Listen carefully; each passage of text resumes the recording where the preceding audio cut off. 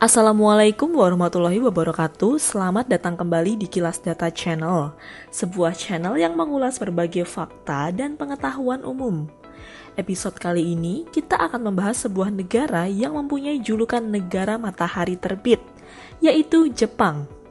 Sebelum kita lanjutkan video ini, jangan lupa subscribe dan like channel ini. Jepang merupakan sebuah negara kepulauan yang berada di kawasan Asia Timur. Total ada 6.852 pulau dengan 4 pulau utama, yaitu Pulau Hokkaido, Honshu, Shikoku, dan Kyushu. Sekitar 97% kawasan daratan Jepang berada di 4 pulau tersebut. Batas sebelah utara dan barat negara ini adalah Laut Jepang. Sebelah timur berbatasan dengan Samudra Pasifik, sedangkan di sebelah selatan berbatasan dengan Laut Filipina dan Laut Cina Selatan. Jepang merupakan sebuah negara yang berada di kawasan cincin api Pasifik atau Ring of Fire. Karena letaknya di sepanjang Ring of Fire, negara ini rawan terhadap ancaman gempa bumi maupun tsunami. Setidaknya terdapat 112 gunung berapi aktif yang berada di berbagai penjuru Jepang, mulai dari Pulau Hokkaido di bagian utara hingga Pulau Kyushu di bagian selatan. Gunung Fuji merupakan gunung api terbesar di Jepang yang letaknya 135 km dari Tokyo. Dalam sejarahnya, Jepang sudah berkali-kali mengalami gempa bumi yang dahsyat. Gempa bumi Kanto yang terjadi pada tahun 1928 merupakan salah satu gempa bumi terdahsyat di masa lalu. Gempa berkekuatan 7,3 skala Richter ini menghancurkan wilayah Kanto yang mencakup Tokyo, Prefektur Kanagawa, Chiba, dan Saitama. Setelah gempa mengguncang, gelombang tsunami setinggi 12 meter menyapu Teluk Sagami, pesisir timur Pulau Honshu. Setidaknya terdapat sekitar 140.000 korban jiwa akibat bencana ini. 67 tahun berlalu, pada tanggal 17 Januari 1995, Jepang kembali diguncang gempa dahsyat yang berkekuatan 7,3 skala Richter. Pusat gempa tersebut berada 20 km barat daya kota Kobe, Prefektur Hyogo dengan kedalaman 16 km. Dengan kedalaman tersebut, gempa tersebut berkategori gempa dangkal yang dapat mengakibatkan kerusakan parah di permukaan darat. Begitupun yang terjadi di kota Kobe waktu itu. Lebih dari 6.400 orang tewas dalam bencana tersebut. Infrastruktur seperti jalan layang, gedung-gedung bertingkat, hingga rumah-rumah warga luluh lantak. Jembatan Akashi Kaikyo yang merupakan jembatan penghubung antara Pulau Honshu dengan Pulau Awaji yang kala itu sedang dalam proses pembangunan, pilar-pilar jembatan tersebut terpisah satu sama lain. Dalam 3 bulan pertama setelah gempa, tercatat lebih dari 1,7 juta relawan datang dari seluruh penjuru Jepang untuk membantu proses evakuasi hingga merekonstruksi ulang kota Kobe yang luluh lantak. Untuk mengenang tragedi ini, pemerintah Jepang menetapkan tanggal 17 Januari sebagai Hari Relawan Tanggap Bencana. 16 tahun berselang, pada tanggal 11 Maret 2011, Jepang kembali diguncang gempa dengan kekuatan yang sangat besar mencapai 9,1 skala Richter. Kali ini pusat gempa berada di sekitar 130 km bagian timur Sendai atau 370 km timur Laut Tokyo. Gempa ini lebih dikenal dengan gempa Tohoku karena sebagian besar yang terkena dampak gempa ini adalah wilayah Tohoku.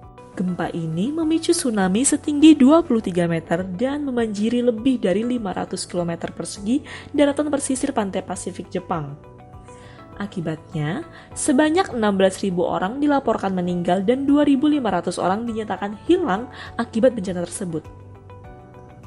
Buntut dari gempa Tohoku tak berhenti di situ. Akibat guncangan gempa yang sangat dahsyat, salah satu reaktor nuklir PLTN Fukushima mengalami kerusakan.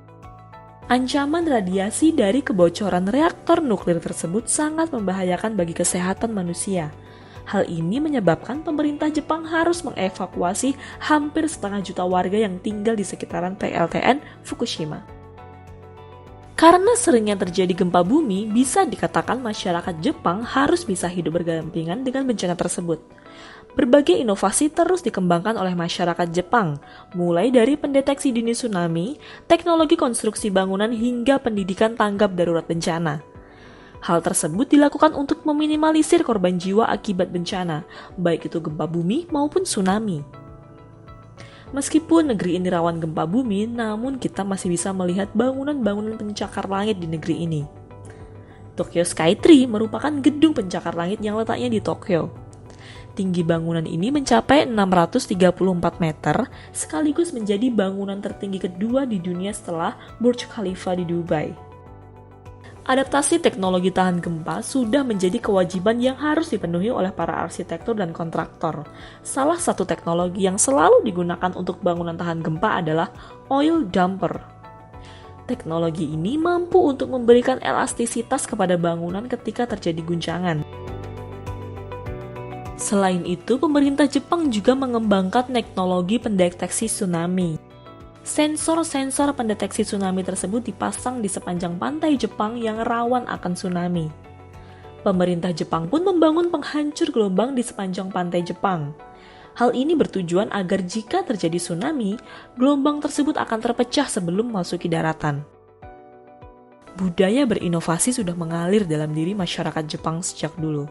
Hal inilah yang membuat negara ini menjadi kiblatnya kemajuan teknologi, mulai dari otomotif, dunia elektronik hingga artificial intelligence. Puluhan perusahaan elektronik berskala internasional berasal dari Jepang.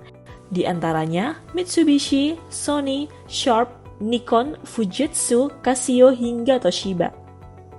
Perusahaan-perusahaan tersebut berjaya menguasai pasar internasional mulai dari televisi, kamera, laptop, kalkulator, game station, hingga jam tangan. Perusahaan otomotif Jepang juga mampu bersaing di dunia internasional. Toyota, Honda, Kawasaki, Suzuki, Daihatsu, hingga Nissan mampu untuk menguasai pasar otomotif Asia, Amerika, hingga Eropa. Berkat keberadaan industri-industri tersebut, Jepang mampu menjadi negara dengan perekonomian terbesar ketiga dunia setelah Amerika Serikat dan China. Meskipun negara ini mendapatkan label sebagai negara maju, namun masyarakat Jepang tidak meninggalkan budaya mereka. Masyarakat Jepang tetap menjunjung tinggi tata krama yang telah turun-temurun diwariskan oleh nenek moyang mereka. Cara berinteraksi dengan orang yang lebih tua, adab makan, hingga cara untuk menjaga harga diri tetap mereka pegang teguh hingga saat ini. Bahkan di berbagai negara sering digelar pameran budaya Jepang, mulai dari makanan, pakaian, hingga ilmu bela dirinya. Hal tersebut mencerminkan bahwa meskipun menjadi negara maju yang serba canggih, masyarakat Jepang tetap menjaga warisan budaya dari nenek moyang mereka. Demikian sekilas mengenai sejarah negara Jepang yang menjadi negara rawan bencana namun mampu menjadi negara maju. Jangan lupa subscribe, like, dan nyalakan lonceng video ini agar mendapatkan notifikasi update video dari kami. Sampai jumpa di edisi selanjutnya. Wassalamualaikum warahmatullahi wabarakatuh.